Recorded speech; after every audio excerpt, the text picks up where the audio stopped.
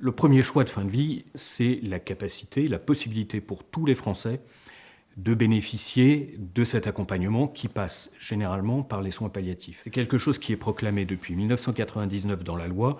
24 ans après, on voit bien qu'on n'est pas encore en mesure de le respecter. Euthanasier, c'est administrer la mort. C'est-à-dire que des personnes vont être désignées pour venir dans une pièce, échanger 2-3 mots avec une personne, la regarder dans les yeux, injecter un produit et voir la vie s'éteindre dans le regard de la personne. La violence, elle est aussi dans le fait que l'euthanasie, c'est pas un succès garanti à tous les coups. Des personnes qui physiologiquement résistent, qui mettent du temps à mourir, ça ne sera pas toujours beau à voir. La violence, elle est aussi pour les proches.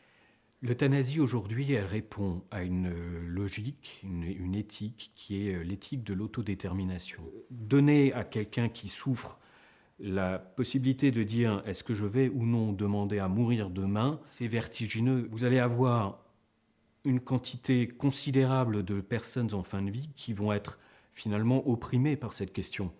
Parce que quand vous êtes souffrant, malade, éventuellement avec une forme de déprime, que vous êtes isolé, vous dormez mal, vous vous réveillez à 4 heures du matin et vous vous posez cette question, demain, quand je vais voir l'équipe médicale, est-ce que je leur demande de mourir parce que j'en peux plus? On place les gens face à un questionnement vertigineux qui, pour moi, effectivement, est une forme d'abandon. Et c'est un peu facile de dire, on a respecté votre choix, votre liberté. Et donc, oui, je suis vraiment inquiet d'une forme d'abandon de personnes vulnérables.